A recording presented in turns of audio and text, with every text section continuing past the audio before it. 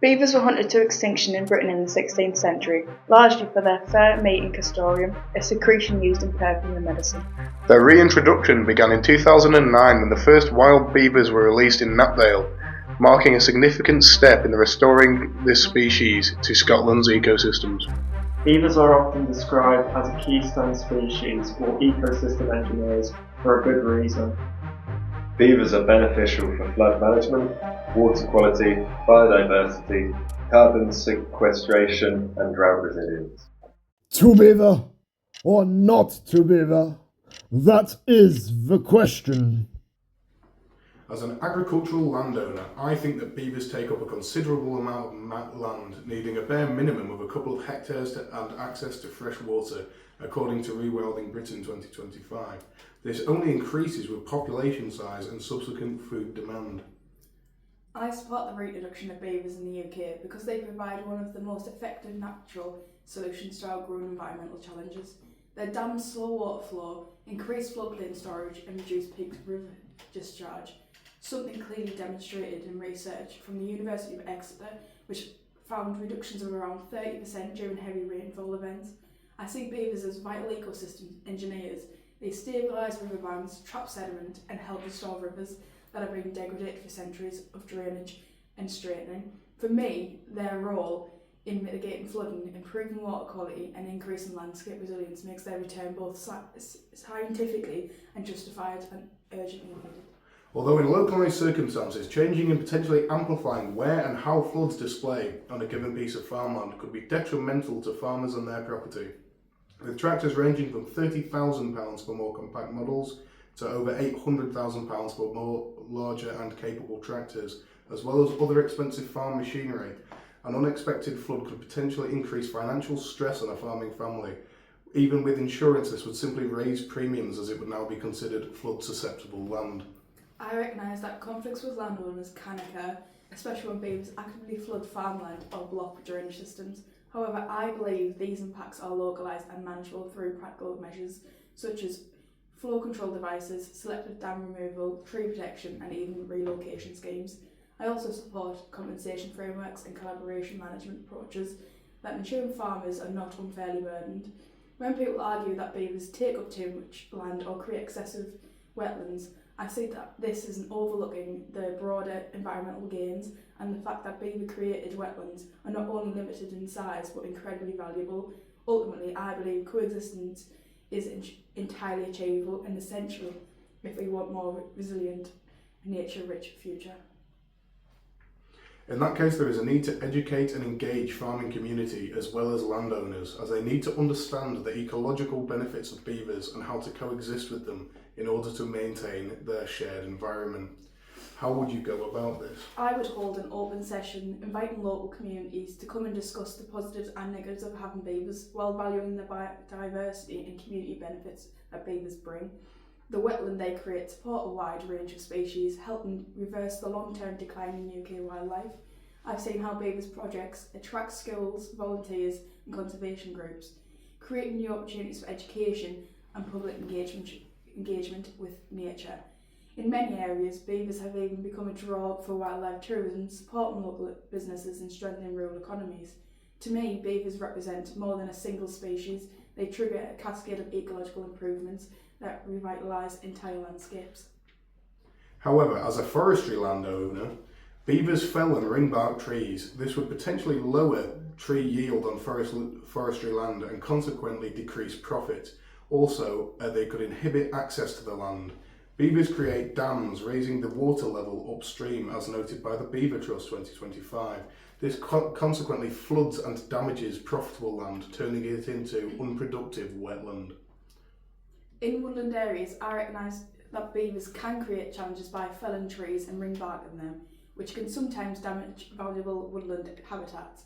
However, I also understand that this behaviour is a natural part of how beavers shape their environment. By cutting down trees, they open up the canopy and allow more light to reach the forest floor, encouraging new plant growth and increasing habitat diversity. Ringbarking can kill individual trees, but these standing dead trees become important features for insects, birds and bats. While beavers are active in sensitive and commercially important woodlands, I believe we can manage the impacts effectively through practical measures such as tree guards, fencing and selective protection of high value species. For me, the ecological benefits of beavers in creating more dynamic and varied woodland landscapes far outweigh the manageable risks associated with their nature tree cutting behaviour. Beavers have been reported to damage pre-existing flood defences and undermine riverbanks, leading to bank instability, as commented on by the River Trust 2025. They also do not filter older trees from younger trees in their felling habits. The loss of older trees can lead to a younger profile within forests and interrupt the riparian woodland communities. And now, a word from our sponsor. Wood! Hardwood, softwood. Beavers love wood. Do you love wood? Cold this winter. Wood, it burns. Nowhere to sit. Wood, you can make it into chairs. You currently sinking? Wood, it floats. Join Beavers in unlocking the benefits of wood. Trademark. Wood. What's past is prologue, and the scale of our beavers lights the future of the streams. The requirement of a cost-benefit analysis for the reintroduction of beavers is unrealistic as the effects of reintroduction cannot be accurately predicted. Cost-benefit analyses are difficult and prohibitively expensive to quantify accurately in advance of reintroduction. With £1 million in grants being given to fund beaver introduction in Scotland alone, taxpayers need assurances that their hard-earned cash is being spent wisely. If the project is environmentally or socially unworkable, it would cost hundreds of thousands of pounds to restore the landscape.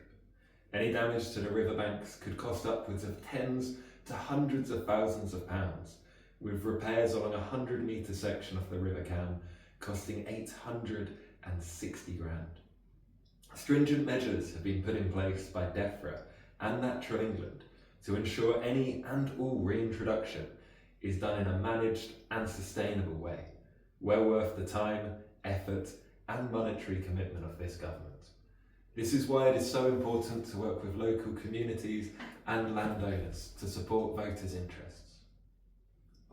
The £1 million grant from the Beaver Award was for the initial introduction in 2009. More recent costs are significantly lower, with in the financial year of 2023 to 2024, costs being just £100,000 on beaver mitigation and about £87,500 on translocation, according to Nature Scott. Also, the evidence from the river otter and beaver trial, as well as elsewhere in Europe, shows overwhelmingly positive results. Recently, proposals for beaver reintroduction have been blocked by Mcgovernment, such as in January 2025 when Downing Street blocked plans for a release of wild beavers in England, as officials viewed it as Tory legacy, despite it being passed by Labour Environment Secretary Steve Reid. The former Conservative Prime Minister Boris Johnson was in favour of beaver reintroduction, with him sloganing the term "Build Back Beaver" and trying to get permission for his father to release beavers onto his estate in Exmoor. Is the recent blocking of reintroductions due to the government deeming it as Tory legacy? The introduction of beavers into England needs to be measured, well thought out, and managed to ensure the stability of our great natural places. Last year alone, we approved 20 of the 39 proposed reintroductions, and so are overall pro-reintroduction. Any release outside of DEFRA guidelines could cause irreparable damage to this great nation.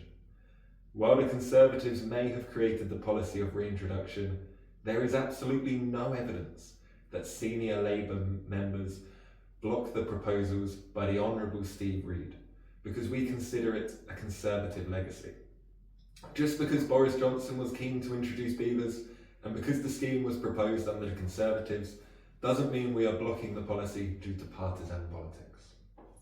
I disagree, as it is clear that this government is intent upon ending policy and proposals it deems as Tory legacy, with another example being the blocking of the introduction of a natural history GCSE, with little reason given, as well as scrapping the work capability assessment.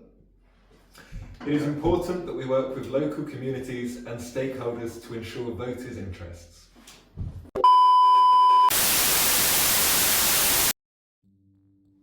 Ministers, members of parliament, local leaders, farmers, river managers and communities all across England. Today I want to set out clearly and candidly the government's response to the position on the reintroduction of Eurasian beavers to English waterways.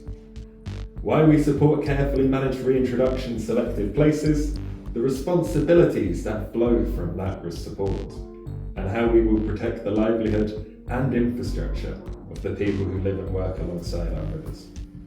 For centuries, beavers were absent from our landscapes. Over recent years, they have returned in small numbers, sometimes through sanctioned projects, though sometimes through unauthorised releases. And the scientific evidence from British and international studies show that beavers can be powerful agents for restoring wetlands, improving water quality and increasing biodiversity. They do this through building leaky dams, creating ponds and wetlands that trap the sediment, and create a habitat for plants, insects, fish and birds. These processes can also contribute to climate resilience by storing carbon in wetland and soils and slowing the attenuating flood peaks. That potential benefit is real, but so are the trade-offs. The government approach is straightforward. Where the evidence shows that the environmental and climate benefits outweigh the risks, and where landowners, local authorities and communities are supported and adequately engaged, Natural England will consider licences for carefully planned wild releases under strict criteria. This is not a free-for-all. It is a regulated, site-by-site process that requires robust proposals, 10-year management plans, and clear arrangements for monitoring, mitigation, and, if necessary, removal. The first formal wild release licence was granted earlier this year to a project in Purbeck, Dorset, a measured and evidence-led first step. Beaver reintroduction is not a panacea. It is a nature-based tool that, if used carefully, in the right places, and supported by clear funding and management, can deliver manageable benefits for biodiversity and climate resilience.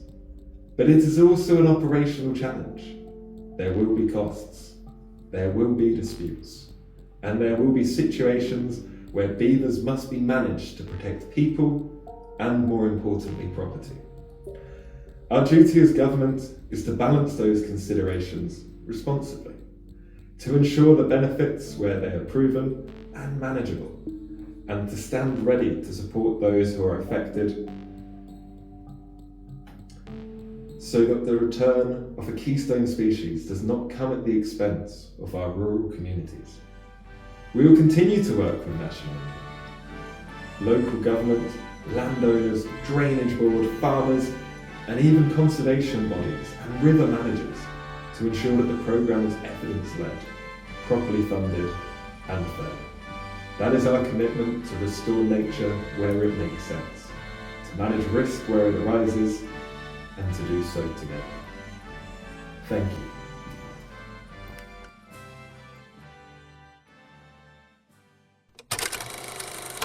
The Pride discussions have shown that reintroducing beavers to the UK is a genuinely complex issue, shaped by various ecological goals, agricultural realities, and political restraints.